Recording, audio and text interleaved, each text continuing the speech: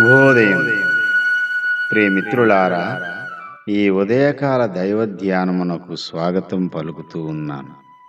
దేవుని పరిశుద్ధ వాక్య భాగములో నుండి 24వ కీర్తన 4వ చరణాన్ని చదువుకుని దేవుని వాక్యాన్ని ధ్యానము చేద్దాం. వ్యర్థమైన దానియందు మనసు పెట్టకయు, కపటముగా ప్రమాణము చేయకయు, నిర్దోషమైన చేతులను శుద్ధమైన హృదయమును కలిగి ఉండువాడే.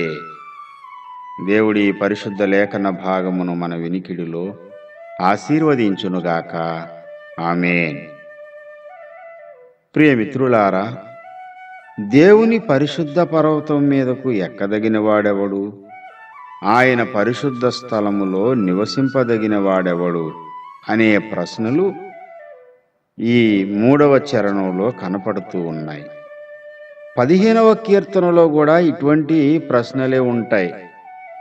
యెహోవా, నీ గుడారములో అతిథిగా ఉండదగిన వాడెవడు? నీ పరిశుద్ధ పర్వతం మీద నివసింపదగిన వాడెవడు? ఆ అత్యున్నతమైన సింహాసనం మీద ఆసీనుడయ్యున్న ఆ పరిశుద్ధ దేవుని యొక్క సింహాసనమున్న పర్వతాన్ని ఎక్కగలిగిన వాడెవడు అని అడుగుతున్నాడు. అంటే ఎవరు పడితే వారు ఎక్కలేరనే కదా? అవునండి. ఒక దేశాన్ని పరిపాలించే అధిపతి యొక్క ఆ భవంతిలోనికి వెళ్ళడానికే ఒక అర్హత ఉండాలి కదా. విశ్వ సామ్రాజ్యాన్ని పరిపాలన చేసే అద్భుతమైన దేవుడు, విశ్వచక్రవర్తి, ఆ అనంతుడైన మహాదేవుని యొక్క సాన్నిధ్యానికి వెళ్ళాలంటే ఎటువంటి అర్హత ఉండాలి? ఉన్నత విద్య, అత్యధిక ధనరాశులుంటేనేనా? అవి చెల్లనే చెల్లవు. ఈ లోకంలో నువ్వు ఎంత విద్యావంతుడవైనా, విద్యాహీనుడవైనా, ఈ లోకంలో ధనవంతుడవైనా, దరిద్రుడవైనా, ఇవేవి దేవుని పరిశుద్ధ పర్వతానికి నిన్ను యోగ్యునిగాను అయోగ్యునిగాను నిర్ణయించే శక్తి సామర్థ్యాలు వాటికి లేవు.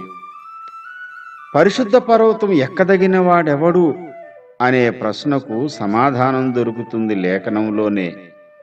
వ్యర్థమైన దానియందు మనసు పెట్టనివాడు, కపటముగా ప్రమాణము చేయనివాడు అంటూ ఇత్యాది శుభలక్షణాలు పలుకుతున్నాడు పరిశుద్ధాత్మదేవుడు. మొట్టమొదటి మాట మీద మనం దృష్టి పెడదాం. ప్రియమిత్రులారా, వ్యర్థమైన దాని మీద మనసు పెట్టేవాడు ఆ అత్యున్నతమైన పరిశుద్ధ రాజ్యానికి వారసుడు కాజాలడు, కాలేడు. ఏది వ్యర్థము? దేనిని వ్యర్థమైనదిగా నిర్ణయించాలి? దీనికి లేఖనమే చెబుతుంది. ప్రసంగి గ్రంథకర్త చెబుతాడు, 2వ అధ్యాయము 11వ వచనం ఆఖరి భాగంలో, సూర్యుని క్రింద లాభకరమైనది ఏదీ లేనట్టు నాకు కనబడెను అంటాడు. 1వ అధ్యాయం 2వ వచనంలో కూడా వ్యర్థము వ్యర్థము సమస్తము వ్యర్థమే అంటాడు ప్రసంగి గ్రంథకర్త.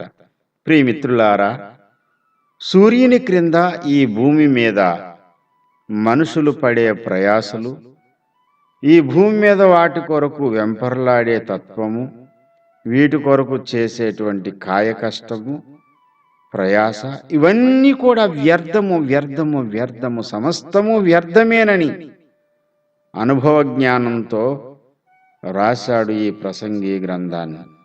మరి వ్యర్థమైన దాని మీద మనసు పెట్టకుండా ఉండాలంటే దేని మీద పెట్టాలి? వ్యర్థము కానిది, అర్థవంతమైనది, ప్రయోజనకరమైనది ఒకటి ఉంది. అది ఎక్కడుందయ్యా అంటే సూర్యునికి పైన ఉంది. కొలసీ 3:1లో పరిశుద్ధాత్మదేవుడు చెబుతున్న సత్యమిదిగో, మీరు క్రీస్తుతో కూడా లేపబడిన వారైతే పైనున్న వాటినే వెదకుడి, అక్కడ క్రీస్తు దేవుని కుడిపార్శ్వమున కూర్చుండి ఉన్నాడు. పైనున్న వాటి మీదనే గాని భూసంబంధమైన వాటి మీద మనసు పెట్టుకోవద్దు.